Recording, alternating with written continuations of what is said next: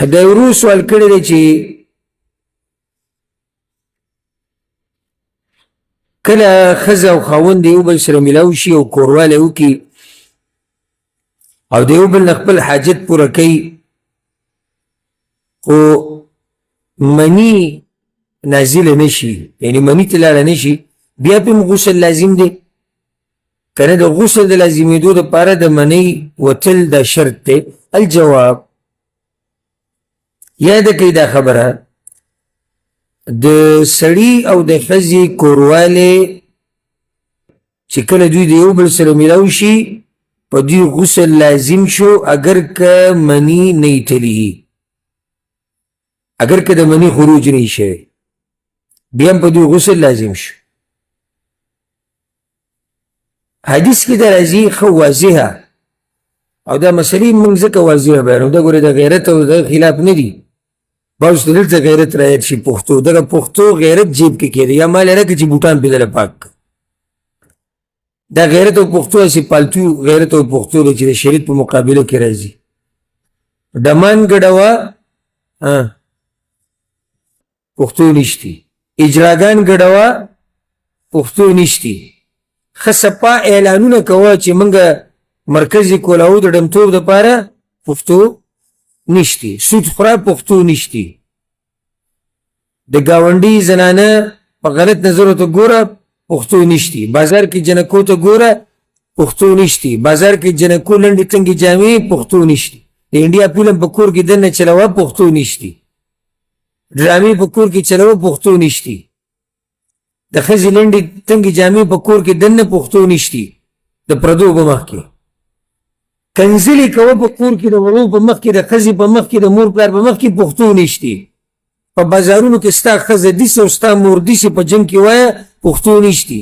خو چې کله یو عالم د شریعت مسله بیانوي دا باریک مسلې دي، وایي باریک مسلې او زموږ د پښتنو معاشره د دې څنګه موږ نه خو دته پښتو دې راواله او جیب کې کېده یا پې دیوال ووله دیزګې ته پښتو کې. دا مسلې واضحه بیانول پکار دي چې په دې باندې خلک پوه شي. دا زه تاسو ته یقیني وایم، ما نه تپوسونه شوي دي، ډېر خلک د عوامو دا سوچ دی چې غسل کله واجبېږي چې کله مني وځي، او د ډېر وخته پورې دا مسله هم دقه شان روانه کړې وه. ښځه خاوند یو بل سره میلاو شو غسل به یې نه کوي چې دا خو مني نه اتلې زموږ نه. مسله هغه داسې د حدیث کې دي ګوره، او پیغمبر صلی الله علیه وسلم وایي د ټولو نه زیات غیرتي دی الله دی، او بیا په الله پسې غیرتي هغه وایي زه یم. دا غیرتي انسان خبرې دي. نو دلته موږ د غیرت او پښتو نه سنډی را سنډی هر چا کار څوکي دا خبره ورته ورسوه.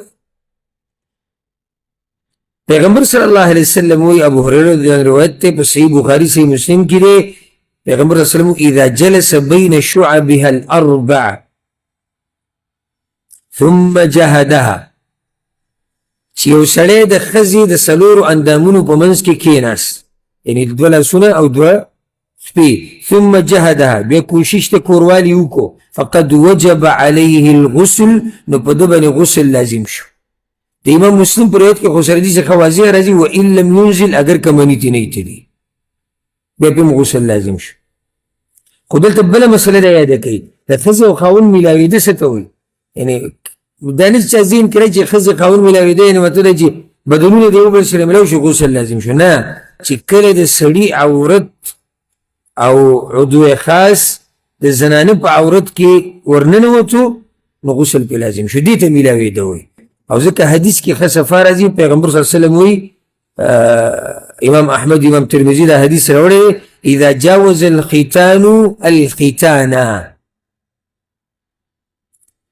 چې کله د زنانه د سړي عورت عضو خاص د هغه ذکر د زنانه عورت سره صرف لګېدنې دي هغې کې ورننه وځي. اذا جاوز الختان الختانا فقد وجب الغسل، بیا به غسل لازم شو.